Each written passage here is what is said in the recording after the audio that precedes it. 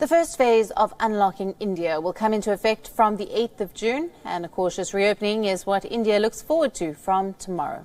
The first phase will allow religious places, hotels, restaurants and shopping malls to reopen. And for a careful reopening, the centre has issued standard operating procedures for the places being reopened. Now, according to the SOPs for religious places, entrances will be required to have mandatory hand hygiene like sanitizer dispensers and thermal screening provisions.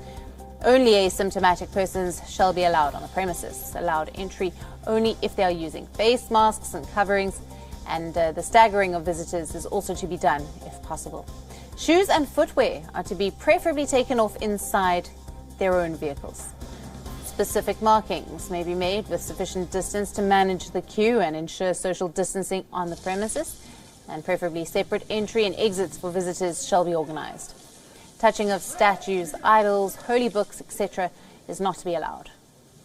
Common prayer mats should be avoided, and devotees should bring their own prayer mats or a piece of cloth which they must then take back with them. No physical offerings like prasad, distribution or a sprinkling of holy water, etc. is to be allowed inside the religious places. For hotels, starting operations outside containment zones from tomorrow, standard operating procedures for the hotels say adequate manpower shall be deployed by hotel management for ensuring social distancing norms. All employees who are at high risk, that is, older employees, pregnant employees and employees who have underlying medical conditions, to take extra precautions, and they should preferably not be exposed to any frontline work requiring direct contact with the public. While large gatherings, congregations still remain prohibited. A proper disinfection of steering, door handles, keys, etc. of all vehicles should be taken up, and separate entry and exits for guests, staff and goods supplies shall be organised.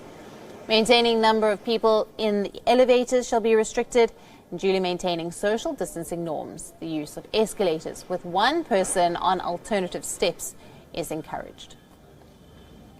Preparing to reopen tomorrow, restaurants have redesigned their spaces and reduced their capacities by 30 to 50%. Restaurants are reducing the number of tables and placing them farther apart, as per the guidelines. Dine-ins in both restaurants and food courts in malls will be permitted with 50% of seating capacity. Takeaways should be encouraged instead of dine-in. Disposable menus are advised to be used, and encourage the use of disposable paper napkins instead of cloth napkins. Contactless mode of ordering is to be encouraged, and a digital mode of payment is also to be encouraged. Cleaning and regular disinfection of frequently touched surfaces.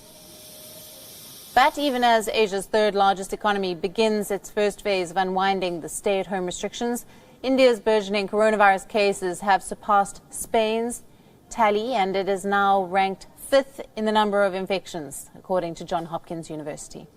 While social distancing will be India's biggest post-lockdown challenge, what remains to be seen is whether this shift in strategy by India will bring a turnaround and flatten the curve.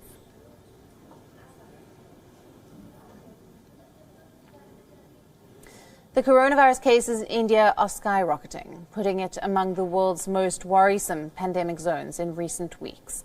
Currently, the doubling rate of infections in the national capital is 15 days. Given the current trend, Delhi is likely to see a threefold increase in the number of coronavirus cases by the end of this month.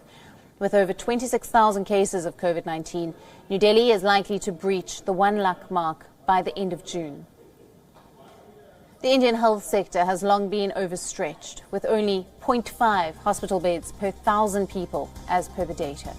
Currently, the national capital has more than 8,600 beds for the treatment of COVID-19 patients, almost 49% already occupied. As a result, the Delhi government will be arranging 15,000 additional beds to accommodate corona patients. Delhi सरकार में 10,000 bed हैं, केंद्र सरकार में भी 10,000 bed हैं। तो एक तरफ कल से हम बॉर्डर्स खोल देते हैं। बॉर्डर्स को खोलने के बाद दिल्ली सरकार के जो 10,000 दिल्ली सरकार के जो अस्पताल हैं, वो अस्पताल केवल दिल्ली के लोगों के लिए रिजर्व होने चाहिए। केंद्र सरकार के जो अस्पताल हैं उसमें भी 10,000 बेड्स हैं, वहां पे कोई भी देश भर से आके अपना इलाज करा सके।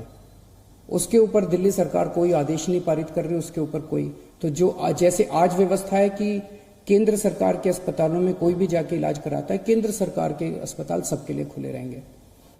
Worried for its economy, India has loosened tough restrictions, but the infection numbers are climbing fast.